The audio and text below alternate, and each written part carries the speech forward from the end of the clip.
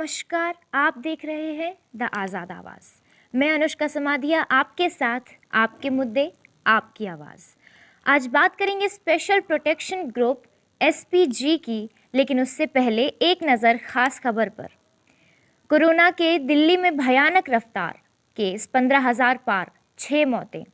योगी सरकार का बड़ा फैसला, किसानों के लिए बिजली बिल में 50% की छूट। दिल्ली हाईकोर्ट ने बढ़ते कोविड-19 मामलों के बीच मुख्य परीक्षा स्थगित करने की मांग वाली याचिका खारिज की। दिल्ली हाईकोर्ट ने कोविड-19 की तीसरी लहर और ओमिक्रॉन वेरिएंट के प्रसार को देखते हुए 7 जनवरी से 16 जनवरी 2022 तक होने वाली यूपीएससी सिविल सेवा मेंस परीक्षा 2021 को स्थगित करने की मांग वाली याचिका को खारिज कर दिया। जस्टिस वी कामेश्वर राव ने कहा, मैं फैसले में हस्तक्षेप करने के लिए इच्छुक नहीं हूं। मैं याचिका खारिज कर रहा हूं। मैं आदेश पारित करता हूं। देश में मौजूदा कोविड-19 स्थिति के आलोक में मुख्य परीक्षा को स्थगित करने की मांग करते हुए यूपीएससी सिविल सेवा परीक्षा 2021 प्रारंभिक परीक्षा को मंजूरी देने वाले उम्मीदवारों द्वारा एक याचिका दायर की गई थी। याचिकाकर्ता उम्मीदवारों का मामला यह कहना था कि उनके संक्रमित होने का खतरा है और उनके मूल्यवान प्रसार को होने का जोखिम भी है। साथ ही यह कुछ उम्मीदवारों के लिए परीक्षाओं में शामिल होने का अंतिम प्रयास भी है। यूपीएससी का स्टैंड यूपीएससी की ओर से पेश अधिवक्ता नरेश कौशिक ने पीठ को सूचित किया कि उन्होंने युद्ध स्तर पर परीक्षा की तैयारी कर ली है और प्राधिकरण जनहित की रक्षा सुनिश्चित करने के लिए जिलाधिकारियों की सहायता से कभी कदम उठा रहे हैं। एसपीजी हर अटैक को कर देती है नाकाम। दुनिया के सबसे घातक हथियारों से लैस हैं मोदी के कमांडो। पलक झपकते हमलावर ढेर और प्रधानमंत्री सेफ। प्रधानमंत्री नरेंद्र मोदी का काफिला बुधवार को फिरोजपुर जिले के एक फ्लाईओवर पर 20 मिनट तक रुका रहा। उनसे कुछ ही दूर पर किसान हाईवे पर जाम लगाकर प्रदर्शन कर रहे थे। बारिश के बीच आगे जाने का रास्ता ना मिलने पर प्रधानमंत्री को बठिंडा एयरपोर्ट लौटना पड़ा। इस दौरान सुरक्षा एजेंसियों की सांसें थमी रहीं, कहीं प्रधानमंत्री के साथ कुछ अनहोनी ना हो जाए। केंद्रीय गृह मंत्रालय समेत तमाम एक्सपर्ट्स ने इसे प्रधानमंत्री की सुरक्षा में बड़ी चूक मान रहे हैं। आम लोगों के मन में भी सवाल हैं कि ऐसे हालात में अगर प्रदर्शनकारी किसान प्रधानमंत्री के करीब आ जाते या इस परिस्थिति का फ़ायदा उठाकर कोई दुश्मन प्रधानमंत्री तक पहुंचने की कोशिश करता तो क्या होता।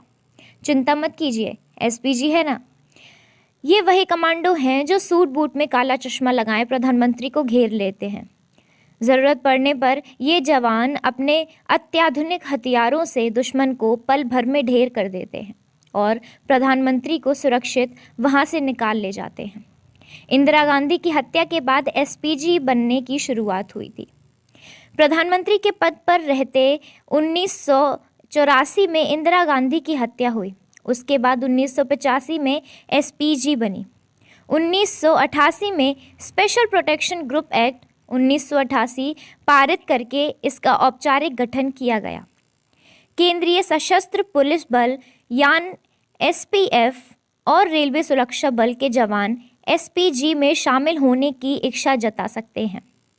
केंद्रीय सशस्त्र बलों का कोई भी जवान अपने करियर में केवल एक बार 5 साल के लिए एसपीजी में जा सकता है।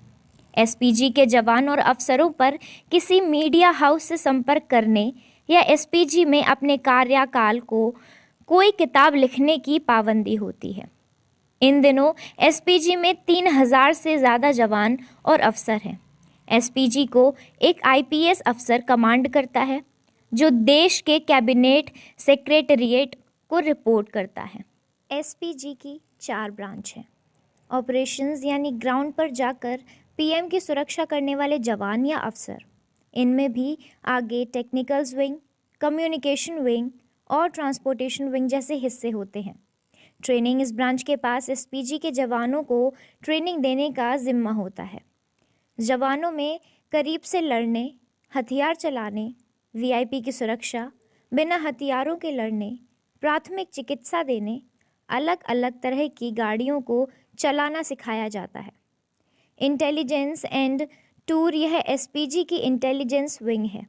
इसका काम जोखिम को आंकना, संदिग्ध लोगों की जांच करना, नए भर्ती जवानों का बैकग्राउंड चेक कर जैसे काम होते हैं।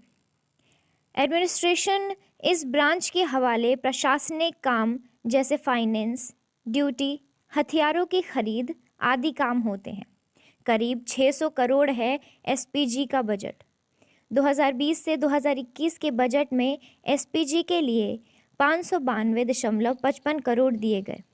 पिछले वित्त वर्ष यानी 2019 से 2020 के मुकाबले यह रकम 10% ज़्यादा थी। साफ है कि पीएम मोदी की सुरक्षा पर रोज़ करीब 162 करोड़ रुपए खर्च होते हैं। ऐसी ही खबरों को रोज़ जानने के लिए जुड़े रहें दी आज़ाद आवाज़ से। हमारे आज़ाद आवाज़